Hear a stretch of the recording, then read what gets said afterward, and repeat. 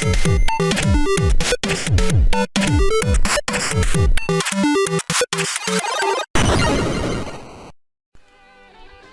love when devs reach out to me about their games. I just feel honored that I was picked to check out a game that someone put their blood, sweat, and tears into. Whether it's a good game or not, I don't care.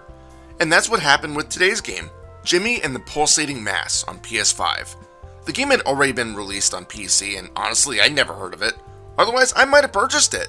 But the developer sent me an email with a review code for the new and updated console version, and after simply looking at the promo screenshots, I was immediately interested.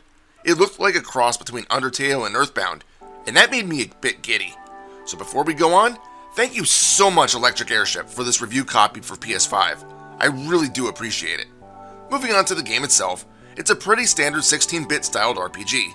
Well, it seems pretty standard at the start, but you'll quickly find that things get a bit strange not far into the game. You play as Jimmy, a small boy, who is enjoying his time outside with his mom Helga. Helga asks him to go fetch honey, and tasks Jimmy's bully of a brother, Buck, to go with him. Jimmy daydreams about being a slime, and suddenly he can morph into one. And that is where the main gimmick of the game lies. See, as you are exploring the world, Jimmy and crew get into some nefarious battles, and to protect himself, he assumes various other life forms, each with their own abilities, both in and out of combat. The slime can slow down enemies or increase his defense.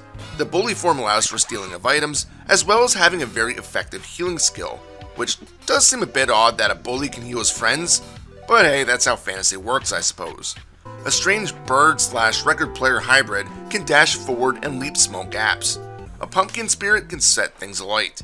Jimmy's form can be switched by the press of a shoulder button, and in combat, Jimmy can swap forms every few turns. You'll be using each form as evenly as possible, for reasons I'll get to shortly. Combat itself functions very similarly to many other SNES-era RPGs.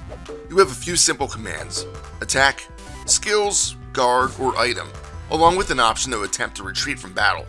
Most of the time, you'll be selecting attack, but some skills may be desired depending on what enemies are doing.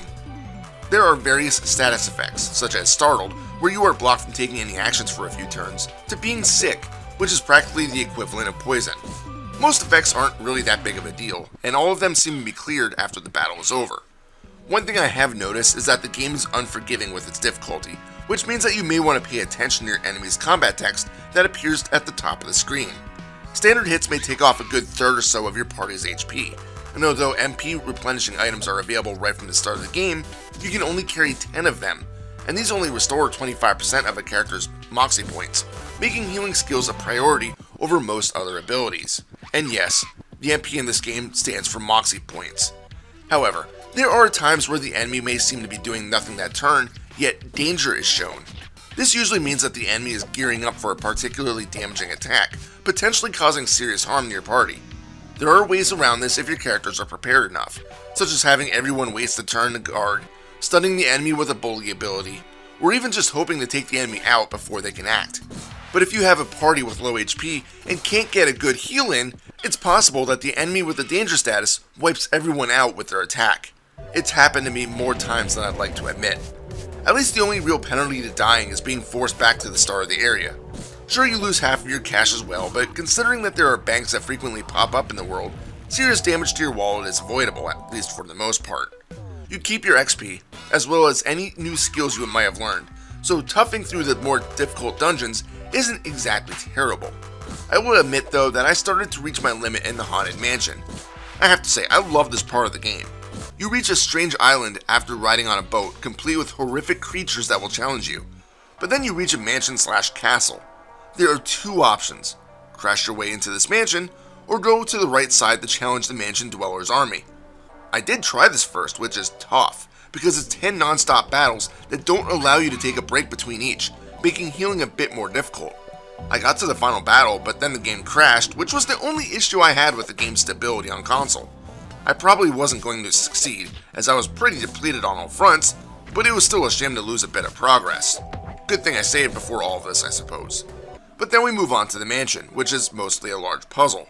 You have to interact with multiple items in the different rooms, and take possession of some of them, like rancid meat in a refrigerator or a pottery shard.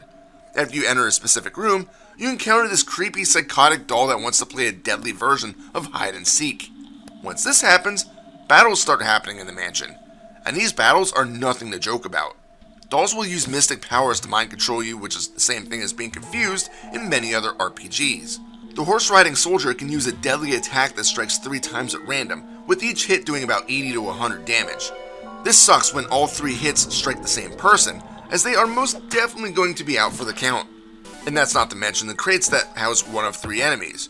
1 physical, 1 magical, and 1, well, slashy I suppose. There's also the gift boxes that will open to reveal semi-harmless noxious gas, a devastating boxing glove to heavily damage 1 person, or a bomb which does about 100 damage to everything remaining in the combat encounter. Needless to say, this is where I've been stuck, and to this point, I still haven't been able to get past it. I've spent about 2.5 hours in this mansion, and I still haven't figured the puzzle out completely. I've got 2 of the 4 teeth necessary to open this door. At least, I assume there's 4 teeth. Next time I see that doll, I might have to torture somehow.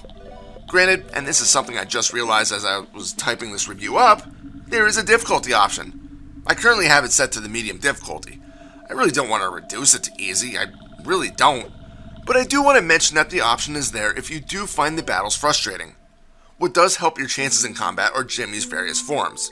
See, each form has its own experience counter. As you win battles in each of his forms, they may level up individually. The higher the level gets, the better stat bonuses Jimmy gets in battle, depending on which body he's currently inhabiting. Even better though, is that each form has various skills that get unlocked at specific XP levels. It seems that each form has 4 combat abilities that he can use. By reaching these prerequisite levels, Jimmy unlocks the ability to carry these attacks over to other forms. Jimmy only has a small limit for these skills that he can use regardless of which form he's using, so you'll need to choose which ones you think are the most helpful. In addition, he gets 3 passive options, again chosen between the 2 available for each form. I've noticed that most of these passive abilities require much higher levels than the combat skills, so you might need to stick with your favorite form for a bit to unlock any desired skill. To give you a further edge, you can also decorate your clubhouse. At various stores, you can find furniture to purchase. Some items can also be stolen by various baddies. When you get to the clubhouse, you'll find that you have various slots to place these items. Each one gives a small boost in stats to your party, such as increasing your attack or agility by 1 point. This may not seem like a lot, but believe me, every little bit will help. Each clubhouse also has a healing fountain and acts as a fast travel point in case you want to backtrack for whatever reason. So let's address the obvious here. This game is incredibly colorful. Again, to me it feels like a cross between Undertale and Earthbound. I love these visuals. The overworld looks perky, until it doesn't, and then the horror-themed zones look appropriately dreadful. In fact, that's kinda how the game's plot takes a major twist. You're just hanging around with some bees to get the honey that your mom wants, and you return to the town to talk to the queen to find something amiss. The inhabitants of the town are, for lack of better words, plagued, and things go downhill quickly from here. But the humor continues. Buck just wants to keep baiting things up, and after a while, he just wants to go home and not deal with whatever shenanigans Jimmy is thinking about getting involved into. His family all has unique personalities, including a grandmother that is, for some reason, a creature on a spaceship that abducts the family. His mom is always upbeat, his father is dedicated to science, and seems oblivious to everything else. And there's an evil dog! It's hard not to like these characters. Anyway, back to the graphics. For the enemy designs, they're just absolutely bizarre, almost looking like a child drew them, which is perfect for the nature of the game. Each villain has rough edges, and cartoonish words like POW appear when striking foes or allies alike. I wouldn't have expected anything else for this game. Jimmy in a Pulsating Mass has some major charm. It's a shame I was sick last week and didn't get to play the game as much as I would have liked, but for the 9 or so hours that I've spent with it so far, I've loved every minute. Well, except for that stupid mansion, because I'm stubborn and refuse to lower the difficulty. But who am I kidding? I still love that area due to the puzzle aspect. Sure, the challenge level does seem a bit high, with many enemies being tanks, especially some of the bosses, but this game is clearly meant to challenge you. I loved encountering each new form, as I really enjoyed reading what Jimmy was thinking about when learning about the new character. By the way, the dialogue that you read when obtaining the pumpkin form is depressing, and it honestly kind of moved me a little as it just gets dark.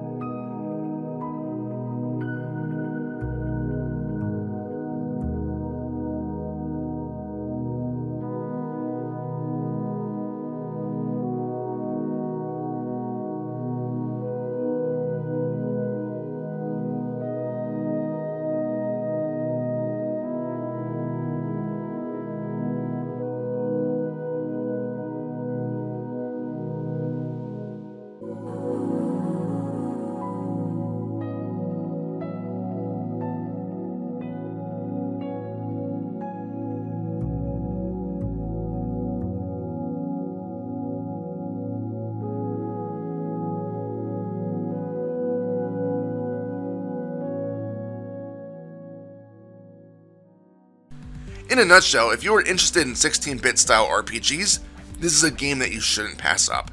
Just be cautionary about the difficulty and you'll enjoy the world, humor, and story that the game presents. I look forward to spending more time with Jimmy and his crew. Final score? 6 out of 7. This is Reaper. Happy fragging.